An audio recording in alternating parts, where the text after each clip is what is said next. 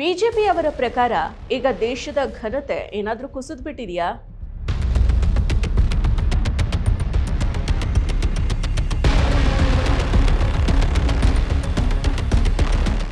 ಬಿಜೆಪಿಯವರು ಹೇಳಿದಂತೆ ಮೋದಿ ಕಾಲದಲ್ಲಿ ಕುಸಿದ ದೇಶದ ಘನತೆ.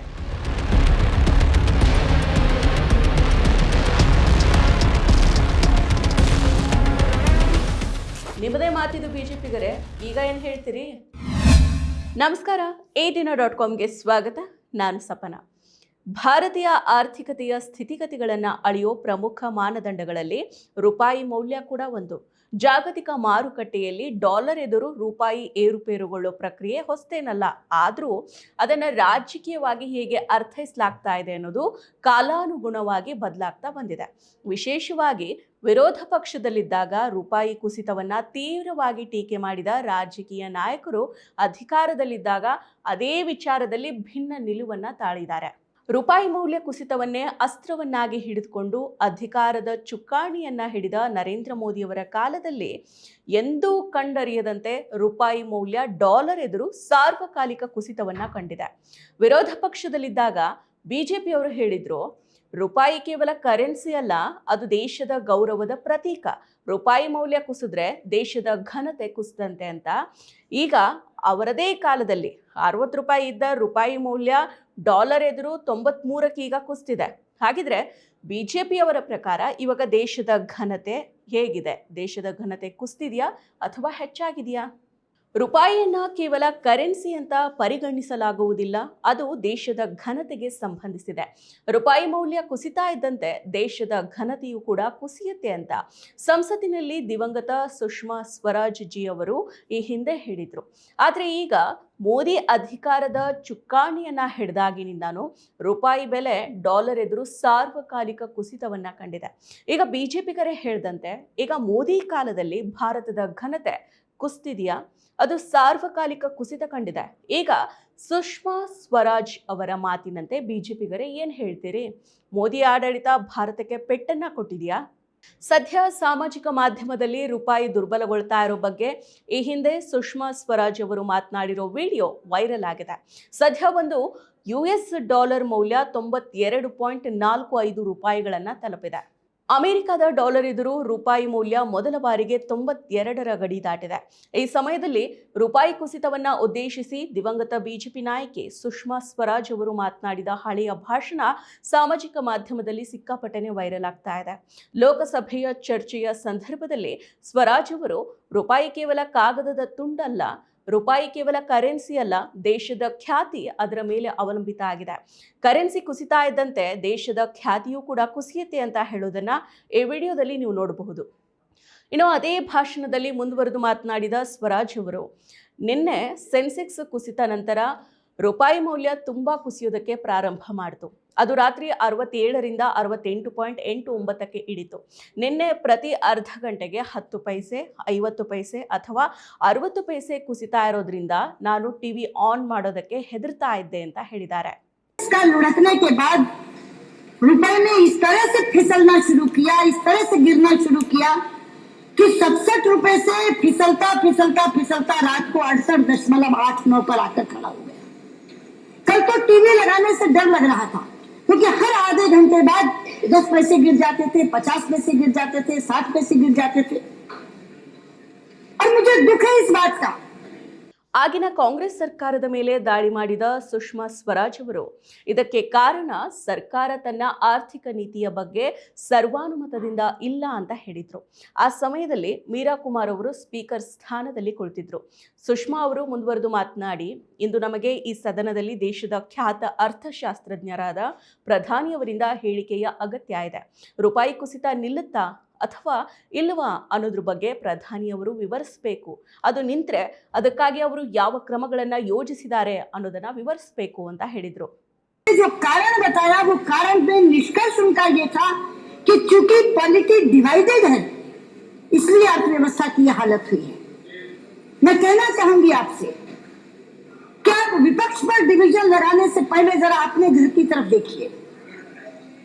कारण यह है कि सरकार अपनी अर्थनीति पर एकमत नहीं है। सरकार अपने सहयोगी दलों के साथ भी एकमत नहीं है।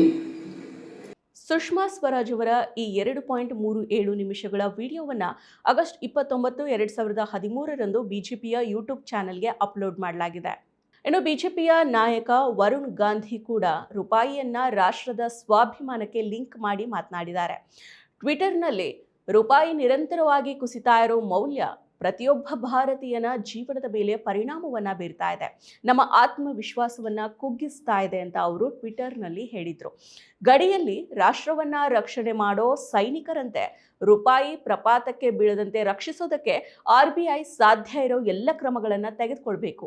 ರೂಪಾಯಿ ಕೇವಲ ಕರೆನ್ಸಿ ಅಲ್ಲ, ಅದು ರಾಷ್ಟ್ರದ ಸ್ವಾಭಿಮಾನ, ಅದು ನಮ್ಮ ಗುರುತು ಅಂತ ಹೇಳಿದ್ರು. ಸುಷ್ಮಾ ಸ್ವರಾಜ್ ಅವರು ರೂಪಾಯಿ ಮೌಲ್ಯವನ್ನ ದೇಶದ ಘನತೆಗೆ ನೇರವಾಗಿ ಸಂಬಂಧಿಸಿ ಹೇಳಿದ ಮಾತುಗಳು ರಾಜಕೀಯ ಚರ್ಚೆಯಲ್ಲಿ ಮಹತ್ವದ ಸ್ಥಾನವನ್ನ ಪಡೆದುಕೊಂಡಿದೆ. ಆದರೆ ಈಗ ಮೋದಿ ಕಾಲದಲ್ಲಿನೇ ರೂಪಾಯಿ ಮೌಲ್ಯ ಡಾಲರ್ ಎದುರು ಸಾರ್ವಕಾಲಿಕ ಕುಸಿತವನ್ನ ಕಂಡ್ರೂ ಬಿಜೆಪಿಗರ ಮಾತಿಲ್ಲ. ಆದರೆ ರೂಪಾಯಿ ಮೌಲ್ಯದ ಇತ್ತೀಚಿನ ಕುಸಿತಕ್ಕೆ ಭಾರತದ ಆರ್ಥಿಕತೆಯ ದೌರ್ಬಲ್ಯ ಕಾರಣ ಅಲ್ಲ, ಬದಲಾಗಿ ಡಾಲರ್ ಬಲಗೊಳ್ತಾ ಇರೋದು ಕಾರಣ ಅಂತ ಕೇಂದ್ರ ಹಣಕಾಸು ಸಚಿವೆ ನಿರ್ಮಲಾ ಸೀತಾರಾಮನ್ ಅವರು ಹೇಳಿದ್ರು. ಈಗ ರೂಪಾಯಿ ಮೌಲ್ಯ ಕುಸಿತಕ್ಕೆ ಭಾರತದ ಆರ್ಥಿಕತೆ ಕಾರಣ ಅಲ್ಲವಾದ್ರೆ ಈ ಹಿಂದೆ ಕಾಂಗ್ರೆಸ್ ಅಧಿಕಾರದಲ್ಲಿದ್ದಾಗ ರೂಪಾಯಿ ಕುಸಿದಾಗ ಅದು ಹೇಗೆ ಘನತೆ ವಿಷಯವಾಯಿತು? ಯಾಕೆ ನಿರ್ಮಲಾ ಸೀತಾರಾಮನ್ ಅವರು ಈಗ ಹೇಳಿದ ಹಾಗೆ ಅದು ಡಾಲರ್ ಬಲಗೊಳ್ತಾ ಇರೋ ಕಾರಣ ಆಗಲಿಲ್ಲ? ಡಾಲರ್ ಎದುರು ರೂಪಾಯಿಯ ಮೌಲ್ಯ ದಾಖಲೆಯ ಮಟ್ಟಕ್ಕೆ ಕುಸಿತ ಕಂಡಿದೆ. $1ಗೆ 93ರ ಗಡಿ ದಾಟಿ ಮುನ್ನಡೆದಿದೆ. ಸಹಜವಾಗಿಯೇ ಇದು ದೇಶದ ಆರ್ಥಿಕತೆಯ ಮೇಲೆ ಬೀರಬಹುದಾದ ಪರಿಣಾಮಗಳ ಬಗ್ಗೆ ಚರ್ಚೆಯನ್ನ ಹುಟ್ಟಾಕತ್ತೆ. ರೂಪಾಯಿಯ ಅಪಮೌಲ್ಯದಿಂದ ಕೆಲವೊಮ್ಮೆ ಸಕಾರಾತ್ಮಕ ಬೆಳವಣಿಗೆಗಳು ಘಟಿಸಬಹುದು, ಆದರೂ ನಕಾರಾತ್ಮಕ ಪರಿಣಾಮಗಳೇ ಹೆಚ್ಚಾಗಿರುತ್ತೆ. ರೂಪಾಯಿಯ ಅಪಮೌಲ್ಯಕ್ಕೆ ದೇಶದ ಒಳಗಿನ ಮತ್ತು ಹೊರಗಿನ ಬೆಳವಣಿಗೆ ಎರಡೂ ಕೂಡ ಕಾರಣ ಆಗಿದೆ. ರೂಪಾಯಿ ಮೌಲ್ಯ ಕುಸಿತದಿಂದಾಗಿ ಕಚ್ಚಾ ತೈಲದಂತಹ ಅತ್ಯಂತ ಅವಶ್ಯಕವಾದ ಸರಕುಗಳ ಆಮದು ವೆಚ್ಚ ಹೆಚ್ಚಾಗುತ್ತೆ. ಇದರಿಂದ ಹಣದುಬ್ಬರ ಏರಿಕೆ ಆಗುತ್ತೆ. ವಿದೇಶದ ಸೇವೆಗಳಿಗೂ ಹೆಚ್ಚು ಬೆಲೆ ತೆರಬೇಕಾಗತ್ತೆ. ವಿದೇಶದಿಂದ ಸಾಲವನ್ನು ಪಡೆದ ಭಾರತೀಯ ಕಂಪನಿಗಳ ಮೇಲೆ ಆರ್ಥಿಕ ಹೊರೆ ಹೆಚ್ಚಾಗುತ್ತೆ. ಡಾಲರ್ ಮೌಲ್ಯ ಏರಿಕೆಯಿಂದ ಸಾಲದ ಕಂತಿನ ಮೊತ್ತ ಹೆಚ್ಚಾಗುತ್ತೆ. ರೂಪಾಯಿ ಮೌಲ್ಯ ಕುಸಿತದಿಂದ ವಿದೇಶಿ ಹೂಡಿಕೆದಾರರು ಭಾರತದಲ್ಲಿ ಬಂಡವಾಳ ಹೂಡಿಕೆಗೆ ಹಿಂದೇಟು ಹಾಕುವ ಸಂದರ್ಭ ಕೂಡ ಇರುತ್ತೆ. ಹೀಗಿರುವಾಗ ಹಣಕಾಸು ಸಚಿವೆಯಾಗಿರೋ ನಿರ್ಮಲಾ ಸೀತಾರಾಮನ್ ಅವರು ಹೇಳೋ ಮಾತು ಎಷ್ಟು ಸತ್ಯ? US ಡಾಲರ್ ಎದುರು ಭಾರತದ ರೂಪಾಯಿ ಮೌಲ್ಯ ತೀವ್ರ ಪ್ರಮಾಣದಲ್ಲಿ ಕುಸಿತ ಕಾಣ್ತಾ ಇದೆ. 1947ರಲ್ಲಿ ಪ್ರತಿ ಡಾಲರ್ ಮುಂದೆ ರೂಪಾಯಿ ಮೌಲ್ಯಕ್ಕೂ ಇಂದಿನ ಮೌಲ್ಯಕ್ಕೂ ಅಗಾಧವಾದ ವ್ಯತ್ಯಾಸ ಇದೆ. ನಿರಂತರವಾಗಿ ರೂಪಾಯಿ ಮೌಲ್ಯವನ್ನ ಕಳೆದುಕೊಳ್ತಾ ಇದೆ. ಕಳೆದ 50 ವರ್ಷಗಳಲ್ಲಿ ಡಾಲರ್ ಎದುರು ರೂಪಾಯಿ ಮೌಲ್ಯ ಗಮನಾರ್ಹವಾಗಿ ಕುಸಿತವನ್ನು ಕಂಡಿದೆ. 1975ರಲ್ಲಿ ಪ್ರತಿ ಡಾಲರ್ ಎದುರು ಸುಮಾರು 8.39 ಮೌಲ್ಯವನ್ನು ಹೊಂದಿದ್ದ ರೂಪಾಯಿ 2024ರ ವೇಳೆಗೆ 83ಕ್ಕೆ ಬಂದಿಳಿದಿದೆ. ಇನ್ನು 2025ರಲ್ಲಿ 90.95ಕ್ಕೆ ಇದು ತಲುಪಿದೆ. ಈಗ ಮೋದಿ ಕಾಲದಲ್ಲಿ 93ಕ್ಕೆ ತಲುಪಿದೆ. ತಜ್ಞರು ಹೇಳುವಂತೆ ಹೀಗೇನೆ ಇದು ಮುಂದುವರೆದ್ರೆ 2 ವರ್ಷಗಳಲ್ಲಿ 100 ರೂಪಾಯಿಗೆ $1 ಸಮ ಆಗುತ್ತೆ. ಕಾಂಗ್ರೆಸ್ ನೇತೃತ್ವದ UPA ಅವಧಿಯಲ್ಲಿ ಆರಂಭವಾಗಿ ರೂಪಾಯಿ ವಾಸ್ತವವಾಗಿ ಬಲಗೊಂಡಿತ್ತು. ಆದರೆ 2008ರ ಜಾಗತಿಕ ಆರ್ಥಿಕ ಬಿಕ್ಕಟ್ಟಿನ ಸಂದರ್ಭದಲ್ಲಿ ರೂಪಾಯಿ ಮೌಲ್ಯ 48ಕ್ಕೆ ಇಳಿತು. 2012-13ರ UPA ಎರಡನೇ ಅವಧಿಯ ಅಂತ್ಯದ ವೇಳೆಗೆ, ವಿಶೇಷವಾಗಿ 2013ರಲ್ಲಿ ರೂಪಾಯಿ ಮೌಲ್ಯ ಅತಿ ಹೆಚ್ಚು ಕುಸಿದು 69ಕ್ಕೆ ತಲುಪಿತ್ತು. ಜಾಗತಿಕ ದೇಶೀಯ ಆರ್ಥಿಕ ಸ್ಥಿತಿಯಿಂದಾಗಿ ಈ ಬದಲಾವಣೆ ಉಂಟಾಗಿತ್ತು. ಇದನ್ನೇ ಮುಂದಿಟ್ಟುಕೊಂಡು ಮುಂದಿನ ಚುನಾವಣೆಯಲ್ಲಿ ಕಾಂಗ್ರೆಸ್ ವಿರುದ್ಧ ಬಿಜೆಪಿ ಪ್ರಚಾರವನ್ನ ಮಾಡಿತ್ತು. ರೂಪಾಯಿ ಮೌಲ್ಯ ಕುಸಿತ ಆಗುವುದಕ್ಕೆ ಆರ್ಥಿಕ ಕಾರಣಗಳಿಂದ ದೆಹಲಿಯಲ್ಲಿ ನಡೀತಾ ಇರೋ ಭ್ರಷ್ಟ ರಾಜಕೀಯವೇ ಕಾರಣ ಅಂತ ನರೇಂದ್ರ ಮೋದಿ ಅವರು ಆರೋಪ ಮಾಡಿದ್ರು. ಮೋದಿಯವರು ರೂಪಾಯಿ ಮೌಲ್ಯದ ಕುಸಿತವನ್ನ ಟೀಕೆ ಮಾಡ್ತಾ ರೂಪಾಯಿ ICUನಲ್ಲಿದೆ ಅಥವಾ ಸಾವಿನ ಹಾಸಿಗೆಯ ಮೇಲಿದೆ ಅಂತ ಹೇಳ್ಕೊಂಡಿದ್ರು. ಇನ್ನು ಬಿಜೆಪಿ ನಾಯಕಿ ಸುಷ್ಮಾ ಸ್ವರಾಜ್ ಅವರು ರೂಪಾಯಿ ತನ್ನ ಮೌಲ್ಯವನ್ನ ಕಳೆದುಕೊಂಡಿದೆ ಮತ್ತು ಪ್ರಧಾನಿ ಮನಮೋಹನ್ ಸಿಂಗ್ ತಮ್ಮ ಗೌರವವನ್ನ ಕಳೆದುಕೊಂಡಿದ್ದಾರೆ ಅಂತ ವಾಗ್ದಾಳಿಯನ್ನ ನಡೆಸಿದ್ರು. ಪಾಕಿಸ್ತಾನ, ಶ್ರೀಲಂಕಾ ಅಥವಾ ಬಾಂಗ್ಲಾದೇಶದ ಕರೆನ್ಸಿಗಳಿಗಿಂತ ಭಾರತೀಯ ರೂಪಾಯಿ ವೇಗವಾಗಿ ಕುಸಿತಾ ಇದೆ ಅಂತ ಹೇಳಿದ್ರು. ಅಷ್ಟು ಮಾತ್ರ ಅಲ್ಲ, ಬಿಜೆಪಿ ಅಧಿಕಾರಕ್ಕೆ ಏನಾದರೂ ಬಂದರೆ ರೂಪಾಯಿ ಮೌಲ್ಯವನ್ನ ಬಲಪಡಿಸೋದಾಗಿ ಭರವಸೆಯನ್ನ ಕೊಟ್ಟಿದ್ರು. ಸುಬ್ರಮಣಿಯನ್ ಸ್ವಾಮಿಯಂತಹ ನಾಯಕರು ಬಿಜೆಪಿ ಬಂದರೆ ರೂಪಾಯಿ ಮೌಲ್ಯ $1ಗೆ 35 ರೂಪಾಯಿ ಆಗಬಹುದು ಅಂತ ಹೇಳಿಕೆ ಕೊಟ್ಟಿದ್ರು. ಇನ್ನು ಬಿಜೆಪಿಯ ನಾಯಕ ನಳಿನ್ ಕುಮಾರ್ ಕಟೀಲ್ ಮೋದಿ ಪ್ರಧಾನಿಯಾದ 2 ವರ್ಷಗಳಲ್ಲಿ $1 ಮೌಲ್ಯ 15 ರೂಪಾಯಿಗೆ ಬರಲಿದೆ ಅಂತ ಹೇಳಿದ್ರು. ಆದರೆ ಈಗ ಏನಾಗಿದೆ? ಈ ಹಿಂದಿನ ಕಾಂಗ್ರೆಸ್ ಸರ್ಕಾರದ ಭ್ರಷ್ಟಾಚಾರನೇ ರೂಪಾಯಿ ಮೌಲ್ಯ ಕುಸಿತಕ್ಕೆ ಕಾರಣ ಅಂತ ಹೇಳಿಕೊಂಡು ನರೇಂದ್ರ ಮೋದಿ ನೇತೃತ್ವದಲ್ಲಿ ಬಿಜೆಪಿ ಸರ್ಕಾರ ರಚನೆ ಮಾಡಿಕೊಂಡಿದೆ. ಆದರೆ ಇಂದಿಗೂ ರೂಪಾಯಿ ಮಾತ್ರ ಡಾಲರ್ ಎದುರು ಪುಟಿದೇಳ್ತಾ ಇಲ್ಲ. ಬದಲಾಗಿ ಸಾರ್ವಕಾಲಿಕವಾಗಿ ತನ್ನ ಮೌಲ್ಯವನ್ನ ಅದು ಕಳೆದುಕೊಳ್ತಾ ಇದೆ. ಒಟ್ಟಿನಲ್ಲಿ ಹೇಳಬೇಕು ಅಂದರೆ ರೂಪಾಯಿ ಮೌಲ್ಯ ಕುಸಿತದ ವಿಚಾರ ಕೇವಲ ಆರ್ಥಿಕ ಅಂಶ ಅಷ್ಟೇ ಅಲ್ಲ, ಅದು ರಾಜಕೀಯವಾದ ಪ್ರತಿವಾದಗಳ ಕೇಂದ್ರ ಬಿಂದುವಾಗಿ ಪರಿಣಮಿಸಿದೆ. ಹಿಂದೆ ಬಿಜೆಪಿಯ ಸುಷ್ಮಾ ಸ್ವರಾಜ್ ಅವರು ನೀಡಿದ್ದ ಹೇಳಿಕೆಗಳು ಇಂದಿನ ಪರಿಸ್ಥಿತಿಯಲ್ಲಿ ಮತ್ತೆ ಪ್ರಶ್ನೆಗಳನ್ನು ಹುಟ್ಟುಹಾಕ್ತಾ ಇರೋದು ಸತ್ಯ. ಬಿಜೆಪಿಗರು ತಮ್ಮ ನಿಲುವಿಗೆ ಅಥವಾ ತಮ್ಮ ಮಾತಿಗೆ ನಿಲ್ತಾರಾ? ಮೋದಿ ಕಾಲದಲ್ಲಿ ಭಾರತದ ಘನತೆ ಕುಸ್ತಿದೆಯಾ? ಅಥವಾ ಈ ಹಿಂದೆ ಸುಷ್ಮಾ ಸ್ವರಾಜ್ ಅವರು ಹೇಳಿದ ಮಾತು ತಪ್ಪಾ ಅಂತ ಈಗಿನ ಬಿಜೆಪಿ ನಾಯಕರೇ ಉತ್ತರವನ್ನ ಕೊಡಬೇಕಾಗಿದೆ.